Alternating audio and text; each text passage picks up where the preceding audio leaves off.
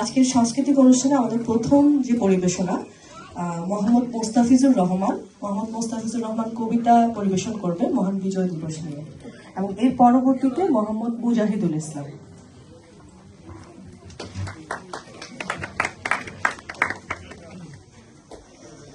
আসসালামু আলাইকুম।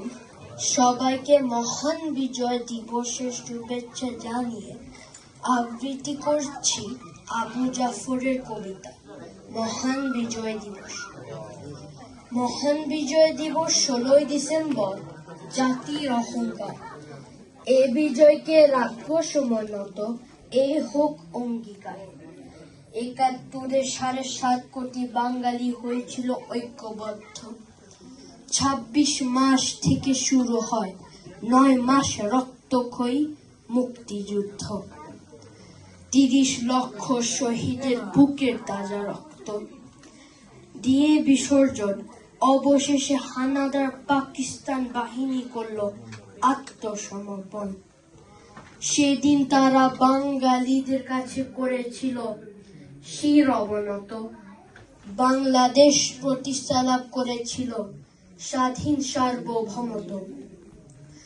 মুক্তিকামী জনতা প্রায় খালি হাতে দাঁড়িয়েছিল রুখে, জীবন বাজিয়ে রেখে ঝাঁপিয়ে পড়েছিল পাষাণ বেঁধে বুকে। যাদের আত্মত্যাগের বিনিময়ে অর্জিত হয়েছে স্বাধীনতা, ভুলব না সে দুঃসাহসী বীরত্বপূর্ণ মুক্তিযোদ্ধাদের কথা। জীবন উৎসর্গ করে উপহার দিয়েছে লাল সবুজের পতাকা।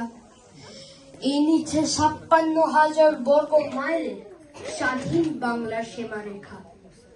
মুক্তিযুদ্ধে বিজয় অর্জিত স্বাধীন বাংলাদেশের জনগণ এত বছর পরেও কি করতে পেরেছি? তাদের স্বপ্ন পূরণ। দূর হয়নি বৈষম্য বিভাজন, আসেনি অর্থনৈতিক মুক্তি। রুখতে হবে সকল বঞ্চনা, সৃষ্টি করতে হবে গণশক্তি।